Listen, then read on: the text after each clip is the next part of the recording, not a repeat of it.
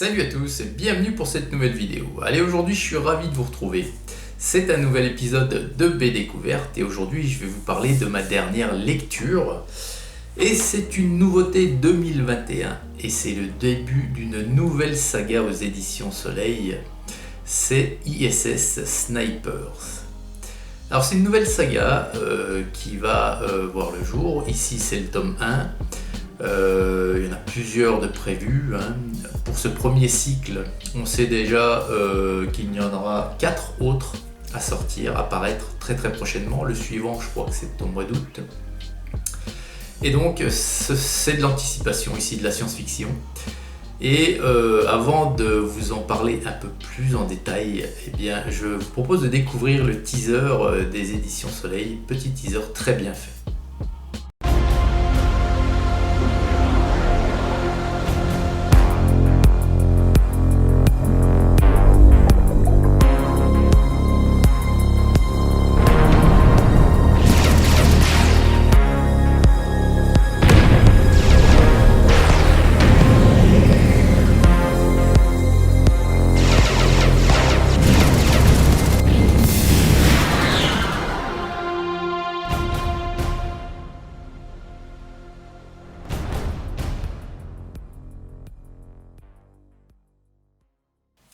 Alors voilà, après avoir vu ce petit teaser qui présente la série, l'univers, le background, alors ISS Snipers, le numéro 1, Red Eckart. Donc c'est un univers créé et imaginé par Jean-Luc Istin. Plusieurs scénaristes, coloristes et dessinateurs vont intervenir indépendamment sur ces albums, puisqu'à chaque fois, un petit peu à l'image de ce qui se passe dans Conquête, autre série des éditions Soleil, on va parler à chaque fois d'une aventure d'un personnage. Ici c'est Red Eckart, dans le tome 1 c'est Red Eckart. Et ils auront le point commun, ces personnages, de tous faire partie des ISS Snipers. Alors les ISS Snipers, comme vous l'aurez compris, sont des soldats d'élite qui font partie de la Fédération des Planètes Unies. Donc les Planètes Unies, en fait, c'est un groupement de plusieurs mondes qui dominent un petit peu les autres et qui asservissent d'autres planètes à travers leur système. D'ailleurs, je ne sais même pas si c'est un système solaire, mais à travers leur univers. Et ils les asservissent, ils les protègent, mais alors surtout ils leur piquent du pognon parce que toutes ces planètes qui sont sous leur contrôle sont obligées de leur verser un impôt. Et certaines planètes se révoltent. La population se révolte. Et lorsque ça commence à chier de travers et que les planètes ne marchent plus au pas, on appelle les ISS Snipers, qui sont donc censés remettre de l'ordre et faire le ménage dans tous ces rebelles qui foutent le bordel, quoi. Voilà, tout simplement. Alors, ça c'est le numéro 1, je voulais absolument découvrir la série, moi j'ai trouvé ça plutôt pas mal. C'était très attendu, très médiatisé au sein des médias spécialisés. Et les critiques n'étaient pas forcément très bonnes parce que j'ai lu que c'était beaucoup du gros bourrin, de la baston, mais pas que, loin de là, pas que. Ce premier tome compte 67 planches, 67 pages, et il est loin de contenir que de la baston, franchement. Donc voilà, moi j'ai très bien aimé, et je prendrai sans problème le numéro 2 qui sortira au mois d'août, je crois. Voilà, donc allez, assez parlé, on va découvrir quelques planches maintenant. Alors voilà cette BD. Donc pour tout vous dire, moi j'ai quand même super hésité au départ avant de franchir le pas et d'acheter ce numéro 1. Pourquoi ? Pour 2 raisons. La première, c'était que c'est un ressenti personnel, ça n'engage que moi, mais le scénario, l'idée directrice de la saga, c'est-à-dire des super soldats qui appartiennent à un monde qui contrôle d'autres planètes, Et ces super soldats sont envoyés un peu partout au travers l'univers lorsqu'il y a une planète où c'est le bordel. Hein. Et ben pour moi, tout de suite dans ma tête, je lui dis c'est pas possible, c'est un plagiat d'Espace Marine et du background de Warhammer 40 000. C'est exactement ça. Pour ceux qui sont habitués des jeux de Game Workshop, spécialement Warhammer 40K, c'est vrai que ça ressemble beaucoup à l'histoire un petit peu d'Espace Marine. Bref, donc déjà là-dessus, je dis ouais, c'est quand même vachement ressemblant quoi.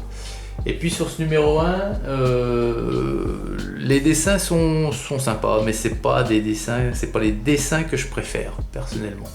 Et puis avec toutes les critiques également qui n'étaient pas forcément bonnes, alors, il a vraiment fallu que je me rencarde sur cet album quand même et puis je sais pas, j'étais attiré quand même, j'ai dit allez, de toute façon j'en risque quoi, c'est une BD, je l'ai acheté quand même et puis j'ai bien fait parce que je vous le dis, j'achèterai le numéro 2 et de plus d'autres dessinateurs vont prendre le relais, donc les dessins ne seront pas tout le temps ceux-ci qui sont, je vous le répète, pas mal, mais c'est pas mes préférés.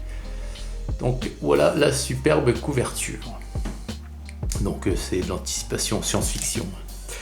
Voilà, donc ici c'est l'univers dans lequel se déroule l'action. Hein. Voilà, Red et Carte. Donc scénario de Jean-Luc Istin, dessin et couleur, Erwan Seur, Le Bihan. On est bien entendu sur l'édition originale. Et voilà, première double page. Donc là c'est une flotte de vaisseaux, hein, bien sûr. Et on vous expose un petit peu le background ici. Voilà. On vous explique, vu que c'est le tome 1, qu'est-ce que les ISS Snipers, qu'est-ce qu'ils sont censés faire. Et voilà, on vous plante le décor. Voilà. Donc tous les bords de page sont noirs, hein, vous voyez. Et après le dessin, on s'y fait. Alors je crains le dessin, mais au fur et à mesure de la BD, on s'y fait, sans aucun problème. Donc chaque perso a son histoire propre, hein, est décrit dans l'équipe. Bien sûr Red Descartes, hein, le personnage principal, mais tous ses compagnons d'armes aussi. Vous voyez. Donc c'est quand même...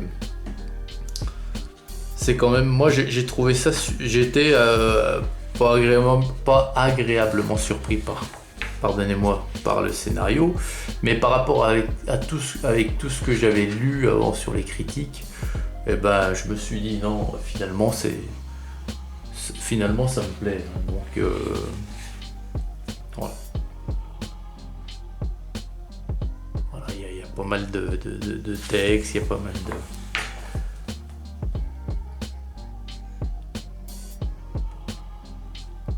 L'aventure, cette aventure est pas mal. Bon, même si le scénario, voilà, casse pas 3 pattes à un canard, c'est bien fait quand même. Voilà. Allez, encore 2 pages. Tac. Et voilà. Donc une nouveauté 2021, ça annonce de belles choses, sincèrement. Et voilà donc le dos, et vous pouvez, vous voyez donc au dos, hein, les 4 suivants qui sont déjà prêts, hein. Ils vont paraître dans les mois qui suivent. Donc le premier, c'est le numéro 2 après le tome 1, c'est celui-ci qui va sortir au mois d'août.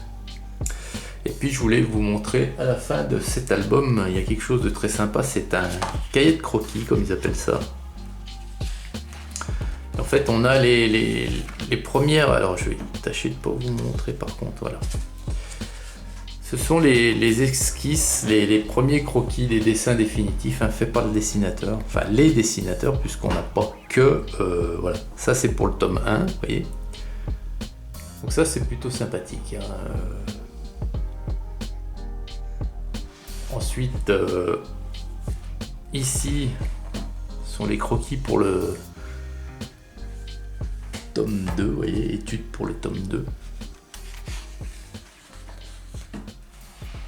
Le tome 3 et le tome 4 et 5. Donc en fait ce sont les albums du premier cycle. Après Jean-Luc Istin ne se cache pas qu'il y aura d'autres cycles, parce qu'ils ont énormément d'idées et c'est vraiment bien parti. Tous les protagonistes, les participants à ces albums, apparemment il faut les freiner tellement il y a matière à développer, quoi. Donc voilà les amis, fin de la découverte de cette nouvelle saga qui bon, ça débute comme ça, elle recueille pas forcément de bonnes critiques, cette série, cette saga. Moi je pense quand même que ça va fonctionner. Et bien voilà, je vous souhaite une excellente journée à toutes et à tous, et je vous dis à très vite pour une prochaine vidéo.